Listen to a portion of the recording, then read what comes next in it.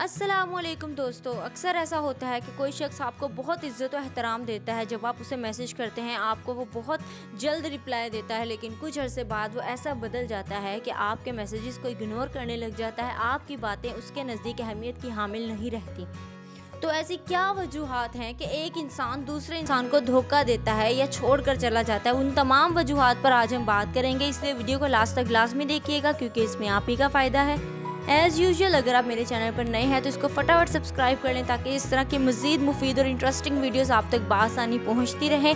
तो जैसा कि आप जानते हैं कि आजकल की नौजवान नस्ल का एक ही मसला है, मोहब्बत में धोखा मिल जाना या कोई उन्हें छोड़कर चला जाता है। तो आज हम यही डिस्कस करेंगे कि आखिर ऐसी कौन सी वजूहात हैं या हमारी ऐसी कौन सी गलतियां हैं जिसकी वजह से कोई हमें छोड़कर चला जाता है। नंबर 1, प्रायोरिटी चेंज हो जाना। हो सकता है कि अगले इंसान की ज़िंदगी में जो आपकी अहमियत पहले थी वो अब ना रही हो, क्योंकि इंसान की नेचर है कि वो हालात और वक्त के साथ साथ बदल जाता है। हो सकता है कि किसी दूसरे के लिए आप पहले उनकी प्रायोरिटी हों और उनके लिए सबसे पहले नंबर पर आते हो, लेकिन अब कोई गोल, कोई अचीवमेंट या कोई दूसरा शख्स आपकी जगह ले चुका हो और आप उनकी प्रायोरिटी ना रहे हों, उनके लिए आपसे अहम दूसरे काम हों। क्योंकि इंसान की नेचर वक्त और हालात के साथ चेंज होती रहती है। हो सकता है कि जब आप उनकी ज़िंदगी में शामिल हुए हों उनके लिए सबसे अहम आप हों और आप उनकी फर्स्ट प्रायोरिटी हों, लेकिन अब मौजूदा हालात में उनकी प्रायोरिटी चेंज हो गई हो, उन्हें कोई और गोल या अचीवमेंट हासिल करना हो या कोई और शख्स आपकी जगह ले चुका हो जिसकी वजह से आप उनकी फर्स्ट प्रायोरिटी नहीं रहे और आपकी अहमियत उनकी ज़िंदगी में वो नहीं रही, जिसकी वजह से वो आपको इग्नोर करते हैं, धोखा देते हैं या छोड़ कर चले जाते हैं। नंबर 2 दोस्तों, आपको धोखा मिला है, हो सकता है इसकी सबसे बड़ी वजह आप खुद हों। जी बिल्कुल, क्योंकि हमें अपनी कमियां नज़र नहीं आती लेकिन अगला बंदा महसूस कर लेता है। हो सकता है आपकी पर्सनैलिटी के अंदर कुछ ऐसी चीज़ें हों जो उन्हें नापसंद हो सकता है कि आप बहुत ज़्यादा इरिटेटिंग हो सकता है कि आप बहुत ज़्यादा चिपकू हों जिसकी वजह से अगला बंदा इरिटेट होता है और कहता है कि बस इससे जान छुड़वाई जाए। इसलिए पहले अपना मुशाहिदा करें और देखें कि आपकी ज़ात के अंदर ऐसी कौन सी कमियां हैं, कि आपकी कौन सी ऐसी आदत हैं जो किसी दूसरे के अंदर हों और आपको बुरी लगेंगी।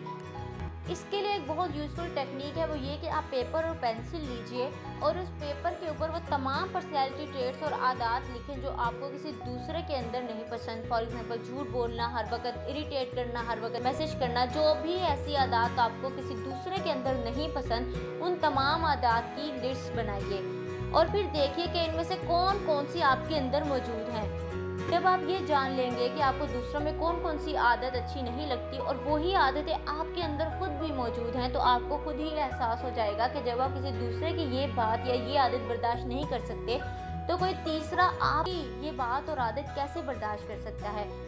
इसलिए यहाँ पे थोड़ा सोचिए और अपने आप को थोड़ा चेंज कीजिए और किसी के लिए वबाले जान ना बनिए। नंबर 3, हो सकता है कि अगले बंदे का शुरू दिन से ही इरादा ना हो रिश्ता निभाने का। यही वजह है कि वो ज़िंदगी के किसी मोड़ पर भी आकर आपका साथ छोड़ सकता है और आपको धोखा दे सकता है या आपको छोड़कर जा सकता है।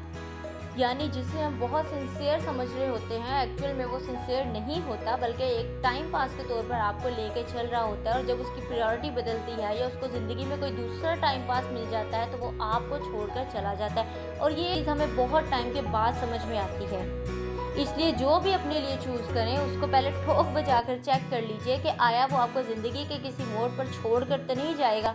नंबर 4, जो आपको छोड़कर जा चुका है या धोखा देकर जा चुका है, एक्चुअल में उसके पीछे कोई मजबूरी हो, क्योंकि हर जगह इंसान के दिल की नहीं सुनी जाती। ज़िंदगी में बहुत से वाक़यात, सिचुएशंस और मोड़ ऐसे आते हैं जहाँ पर इंसान को वो फैसला लेना पड़ता है जो इंसान नहीं चाहता, क्योंकि हालात और वाक़यात हमेशा ज़िंदगी में एक जैसे नहीं रहते। इंसान को हालात और वाक़यात, सिचुएशंस के हिसाब से अपने फैसले बदलने पड़ते हैं। ज़रूरी नहीं अगर आज हालात आपके हक़ में हैं तो कल भी यही हालात हों। इसलिए अपने आप को हर चीज़ के लिए पहले से मेंटली प्रिपेयर रखा करें। नंबर 5, जो हो रहा है उसे होने दें। हो सकता है इसी के अंदर आपकी और अगले बंदे की बेहतरी हो। ज़िंदगी में बाज़ चीज़ें हमें लगता है कि हमारे हक में नहीं है, लेकिन कुछ अरसे बाद हम रियलाइज़ कर लेते हैं कि जो हुआ था उस टाइम के ऊपर वो बिल्कुल सही हुआ था। इसलिए अपने दिल को समझाइए और ज़िंदगी में आगे मज़ीद अपने गोल्स और अचीवमेंट्स की तरफ देखिए। जो हो चुका है उसे लेकर बैठे रहने से कोई फ़ायदा नहीं है, इसलिए उठें अब इसी वक्त, अपने लिए एक गोल सेट करें और अपनी ज़िंदगी का कोई मकसद बनाएं और उसे हासिल करें। क्योंकि एक बात अपने ज़हन में हमेशा बिठा लें कि जो भी हो रहा है, चाहे वो आपको अच्छा लग रहा है या बुरा लग रहा है, वो सब आपके हक में बेहतर हो रहा है।